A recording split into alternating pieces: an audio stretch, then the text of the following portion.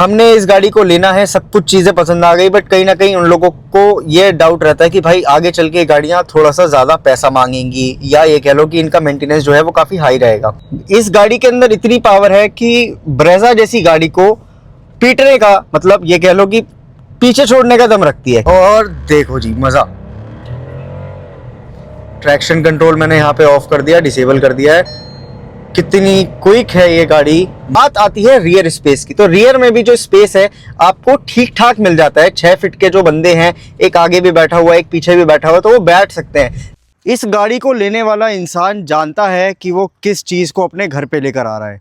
हमारे साथ में है स्कोडा की काइलैक, जो कि 1 लीटर टर्बोचार्ज TSI इंजन के साथ में आती है। साथ ही में हमारे साथ में जो ये गाड़ी है, ये है ऑटोमेटिक ट्रांसमिशन के साथ में। तो आज इसका मैं आपको ड्राइव रिव्यू देने वाला हूं। आज जानेंगे इस वीडियो में, इस गाड़ी को चला के देखेंगे, थोड़ा रफ भी चलाएंगे, इसके ब्रेक टेस्ट भी करेंगे, हर एक चीज तरीके से इस गाड़ी को टेस्ट करने वाले हैं।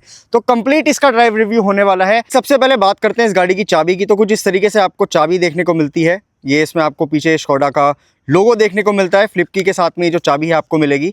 लॉक अनलॉक और बूट रिलीज का ऑप्शन जो है वो यहाँ पे मिल जाता है। गाड़ी के अंदर चलने से पहले मैं आपको बता देता हूँ कि आपको फ्रंट में और साइड में आपको क्या कुछ मिल रहा है। तो आप देख सकते हैं कि यहाँ पे 16 इंच के अलॉय व्हील आपको मिल जाते हैं। 189 mm का इस गाड़ी में आपको ग्राउंड क्लियरेंस ऑफर किया जाता है।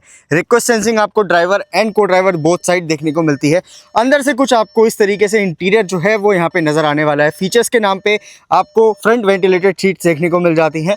इस तरीके से एक सनरूफ देखने को मिल जाता है। 10.25 इंच का इंफोटेनमेंट स्क्रीन मिल जाती है। गाड़ी के अंदर चलते हैं, बात करते हैं इस गाड़ी के ड्राइविंग के बारे में। सबसे पहले यार बात कर लेते हैं गाड़ी की प्राइसिंग से रिलेटेड। तो भाई गाड़ी जो है, इसका बेस वेरिएंट जो है करीब 7.5 लाख रुपए से स्टार्ट हो जाता है, और टॉप एंड वेरिएंट की अगर मैं बात करूँ तो 15 साढ़े 15 लाख के आसपास जो है वो ख़त्म हो जाता है। तो ये एक शोरूम कीमत की बात कर रहा हूँ। अब मैं बात कर रहा हूँ इस गाड़ी के ड्राइविंग डायनेमिक्स की। सबसे पहले मैं आपको बता दूँ कि इसका 0 to 100 ही दिखाता हूँ, क्योंकि भाई ये स्कोडा है, जानी जाती है अपने परफॉर्मेंस को लेके। तो यहाँ पे मैं इस गाड़ी को स्पोर्ट्स मोड में डाल देता हूँ। ट्रैक्शन यहाँ पे इसका ऑफ कर देता हूँ। स्टार्ट करता हूँ, 1 2 3। क्या भागती है यार, मतलब नाम से जस्टिफाई करती है ये अपनी स्पीड को, अपनी परफॉर्मेंस को। ये देखो 100 पलक झपकते ही पहुंच जाती है, और ब्रेकिंग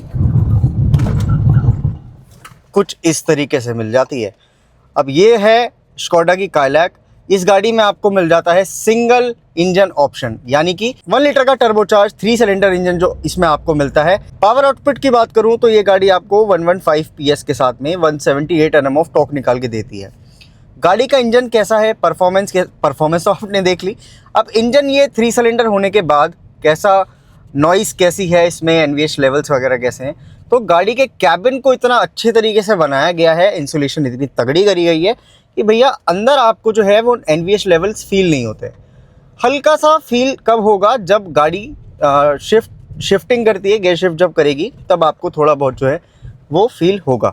बाकी इससे रिलेटेड, NVH से रिलेटेड आपको इतना फील नहीं होगा। इस गाड़ी के अंदर इतनी पावर है कि ब्रेजा जैसी गाड़ी को पीटने का, मतलब ये कह लो कि पीछे छोड़ने का दम रखती है, क्योंकि मोस्ट प्रोबेबली ये जो गाड़ियां हैं ये इसके ORVMs में ही देखने को मिलती हैं।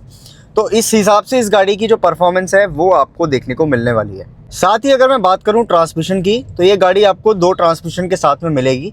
फर्स्ट इसका आता है मैनुअल, जो कि 6 स्पीड का रहने वाला है, and second one is 6 speed torque converter. तो ये 2 ट्रांसमिशन जो है वो आपको इस गाड़ी में देखने को मिलने वाले हैं।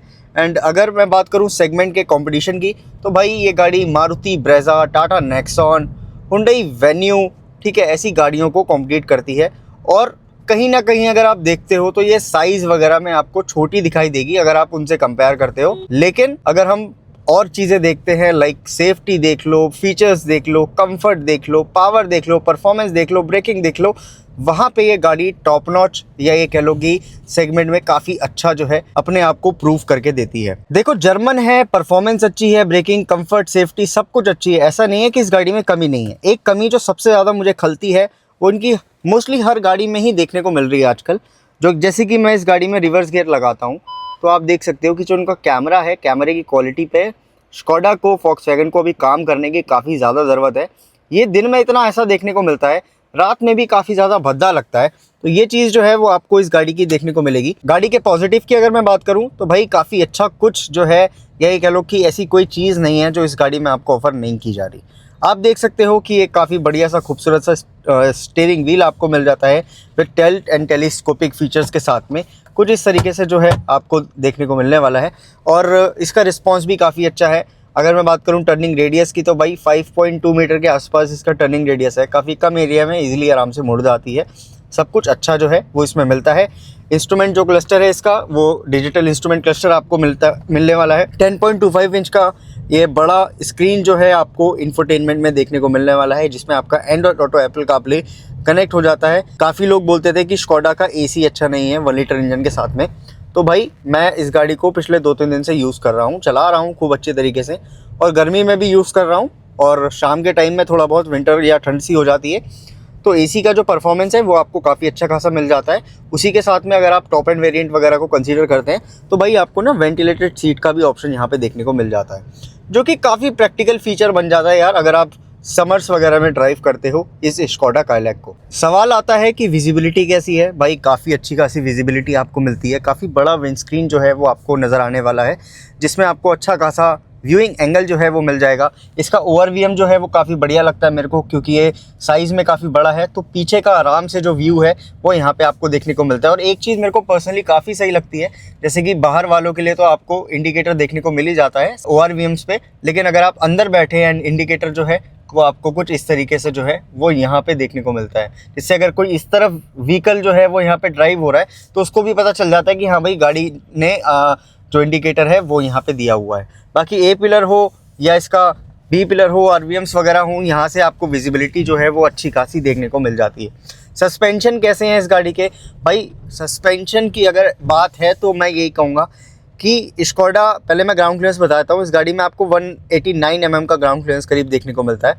और अगर हम सस्पेंशन की बात करें तो मैं इस गाड़ी को करीब 150-160 तक भी स्ट्रेच कर चुका हूँ हाईवे पे, और काफ़ी अच्छे सस्पेंशन का जो सेटअप है वो मेरे को मिला। जैसे कि इस गाड़ी के जो सस्पेंशन है ना ही बहुत ज़्यादा सॉफ्ट है ना ही बहुत ज़्यादा स्टिफ है, दोनों को अच्छे तरीके से कंबाइन या अच्छे तरीके से मिक्सअप करके जो है वो इसके सस्पेंशनों को ट्यून किया गया है, जिससे आपको जो है ड्राइविंग जो है वो काफ़ी बेटर आपकी जो है वो हो जाती है। जैसे हल्की स्पीड पे मैं ड्राइव कर रहा हूँ तो छोटे मोटे गड्ढे, पोर्ट होल्स वगैरह जो है उसमें ये गाड़ी बिल्कुल भी आपको ऐसा फील नहीं कराती कि भाई ये गाड़ी के जो सस्पेंशन है वो थोड़े बहुत स्टिफ है, तो वहाँ पे सॉफ्टर साइड जो है वो आपको फील होंगे। लेकिन अगर आप हाई स्पीड पे हो तो भाई ये स्टिफ हो जाते हैं, और स्टिफ होने की वजह से इस गाड़ी की जो स्टेबिलिटी है वो काफ़ी शानदार हो जाती है। स्पेस एंड कंफर्ट की बात करूं तो भाई मैं अभी ड्राइविंग सीट पे बैठा हूं, जैसे मैं बता चुका हूं कि वेंटिलेटेड सीट का ऑप्शन आपको जो है वो इस गाड़ी में मिल जाता है फ्रंट की दोनों ही सीट के लिए। साथ ही में जो फीचर की अगर मैं बात करूं तो दोनों ही फ्रंट सीट में आपको इलेक्ट्रिक 6 वे सीट का ऑप्शन जो है वो यहाँ पे प्रोवाइड किया जाता है।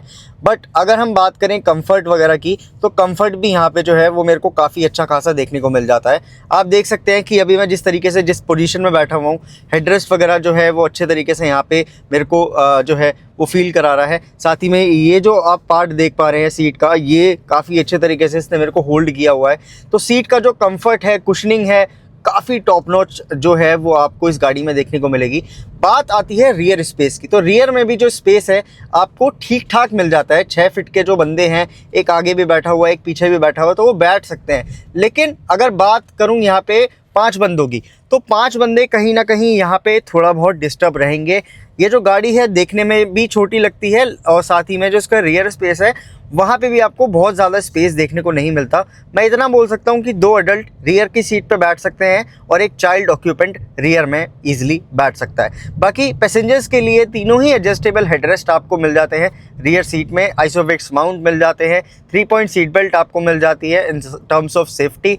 और अगर हम देखते हैं कन्वीनियंट के लिए आपको 2 एसी वेंट्स मिल जाते हैं, 2 टाइप सी चार्जिंग पोर्ट जो हैं वो आपको देखने को मिल जाते हैं। तो ये तो रियर स्पेस की बात हो गई। फ्रंट में अगर आप देखते हो तो भाई कुछ ऐसा डैशबोर्ड जो है आपको नज़र आने वाला है इस गाड़ी का, और इस गाड़ी का एम्बियंस जो है वो काफ़ी मतलब आपको इम्प्रेस करेगा। जब भी आप इस गाड़ी के अंदर बैठोगे आपको एक ज़बरदस्त एक मतलब ये कह लो सुरक्षित फील जो है वो आपको इस गाड़ी के अंदर हमेशा होने वाला है। भाई गाड़ी अगर आप ले रहे हो तो कहीं ना कहीं सबसे बड़ा जो कंसर्न बन जाता है वो बन जाता है गाड़ी की सर्विसिंग को लेके। अब सर्विसिंग में भी स्कोडा जो है, स्कोडा वॉक्सवैगन, काफ़ी ज़्यादा लोगों ने इनको बदनाम किया है या कहीं ना कहीं ट्रोल किया है, क्रिटिसाइज़ किया है कि भाई इन गाड़ियों की जो सर्विसिंग है वो बड़ी कॉस्टली बैठती है। अब कॉस्टली की बात नहीं बैठती दोस्तों। सबसे पहले कुछ चीज़ें मैं आपको क्लियर करता चलूँ कि ये जो गाड़ियाँ हैं ये आपको सब चीज़ें प्रोवाइड करा रही हैं, सेफ्टी भी दे रही हैं। माइलेज की अगर मैं बात करूँ तो माइलेज भी आपको अच्छा खासा ये निकाल के दे देती हैं। जैसे कि अगर आप इसको हाईवे पे चलाते हो तो मैंने इस गाड़ी का एक टैंक टू टैंक पेट्रोल में इस सेम ट्रांसमिशन के साथ में माइलेज टेस्ट किया हुआ है और AC ऑन था उस गाड़ी में, 3-4 लोग बैठे हुए थे। तो आप वो वीडियो ज़रूर कंसीडर करिएगा अपने डाउट के लिए, तो आपको क्लियर हो जाएगा कि गाड़ी कितना अच्छा खासा माइलेज निकाल के देती है। हमें करीबन इस गाड़ी ने 23 का माइलेज निकाल के दिया था हाईवे पे। और अब मैं बात कर रहा हूँ सर्विसिंग की। तो भाई सर्विसिंग की अगर जो बात आती है ना, तो यही वाली बात बोलते हैं लोग कि भाई हमने इस गाड़ी को लेना है, सब कुछ चीज़ें पसंद आ गई, बट कहीं ना कहीं उन लोगों को ये डाउट रहता है कि भाई आगे चल के गाड़ियाँ थोड़ा सा ज़्यादा पैसा मांगेंगी, या ये कह लो कि इनका मेंटेनेंस जो है वो काफ़ी हाई रहेगा। तो कुछ चीज़ें मैं आपको जो क्लियर कर रहा था उसमें यही है कि सबसे मेन चीज़ कि इनकी जो सर्विसिंग होती है या तो 15,000 किलोमीटर या फिर 1 साल, अगर जो भी चीज़ पहले हो जाती है उस टाइम पे आप इन गाड़ियों की सर्विसिंग कराओ। और सर्विस कॉस्ट की अगर मैं बात करूं तो वो करीब अगर आप नॉर्मल पीरियोडिक जो सर्विसेज रहती हैं उसमें आपकी गाड़ी के जो चार्जेस वगैरह वेरी करते हैं, जिसमें आपकी गाड़ी का engine oil, oil filter, air filter वगैरह जो भी चीज़ें चेंज होती हैं उसमें आपका जो भी खर्चा आता है करीब 6-1,000 रुपये का, 6 से 7,000 रुपये का करीब खर्चा आपको बैठता है। बट अगर आप इस गाड़ी को यूज़ कर रहे हो तो इस गाड़ी का जो ऑटोमेटिक वेरिएंट है, इस ट्रांसमिशन के साथ में आपको एक चीज़ का ध्यान हमेशा रखना पड़ेगा कि आपको एवरी 4th सर्विस में आपको इस गाड़ी का गियर ऑयल चेंज करवाना ही पड़ेगा, ये मैंडेटरी है। तो अगर आप ये करवाते हो तो करीब आपकी जो सर्विस की कॉस्ट है वो भी 11-12 हज़ार के आसपास जाती है। इस सर्विस का भी मैं एक इस सर्विस के ऊपर भी मैं एक वीडियो बनाऊंगा कि इन गाड़ियों के ऊपर कितना सर्विस कॉस्ट जो है वो आता है, तो उसका भी वीडियो जो होगा वो मैं आगे बनाऊंगा, तो उसके लिए भी आप चैनल को सब्सक्राइब कर लेना। बाकी अगर हम बात करें सर्विसेज वगैरह की या मेंटेनेंस वगैरह की, तो ये जो चीज़ें हैं उनका ध्यान आपको रखना पड़ता है। बाकी कुछ चीज़ें और हैं जैसे कि सर्विस नेटवर्क की अगर हम बात कर लें तो भाई सर्विस नेटवर्क आपको बड़े शहरों में जो है वो आपको देखने को मिल जाते हैं, बट कहीं ना कहीं अगर हम बात करते हैं तो गांव देहात की साइड में अगर आप जाते हो तो भाई वहाँ पे आपको ये चीज़ जो है, मतलब इतना स्ट्रॉन्ग सर्विस नेटवर्क जो है वहाँ पे स्कोडा का या वॉक्सवैगन ग्रुप का नहीं देखने को मिलने वाला। तो ये चीज़ें जो हैं वो आपको कुछ थोड़ी बहुत ध्यान में रखनी पड़ेंगी गाड़ी को लेते टाइम। और द मेन थिंग इज़ जो माइलेज है आपको सिटी में वो 12-13 के आसपास ही देखने को मिलेगा। एंड अगर आपके परिवार में लोग लंबे चौड़े हैं या फैमिली में लोग ज़्यादा हैं और आप 5 लोगों के लिए एक 5 सीटर गाड़ी देख रहे हो, तो मैं ये भी बोलूँगा कि भाई एक बार इसमें 5 बंदे बैठ के ज़रूर देख लेना, क्योंकि शायद कहीं ना कहीं आपको मेरी ये बात रिलेट करेगी कि इस गाड़ी में आपको जो रियर सीट है उस पर आपको इतना स्पेस जो है वो यहाँ पे देखने को नहीं मिलेगा। बाकी ये तो मेरी कुछ चीज़ें थी जो मेरे को इसके कुछ ऐसे पॉइंट्स आपको बताने थे जिन बातों को आपको ध्यान रखना चाहिए स्कोडा काइलैक को ख़रीदते टाइम।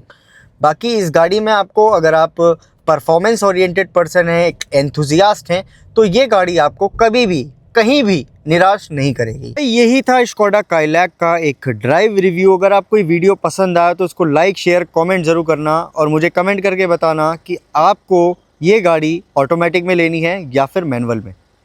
वीडियो करता हूँ एंड अगर ये वीडियो आपको पसंद आई हो तो उसको वीडियो को लाइक, शेयर, कमेंट ज़रूर करना। बाकी मिलते हैं ऐसे इंटरेस्टिंग वीडियोज़ के साथ में और इंटरेस्टिंग गाड़ी के साथ में। तब तक के लिए बाय बाय, टेक केयर, अपना ध्यान रखें।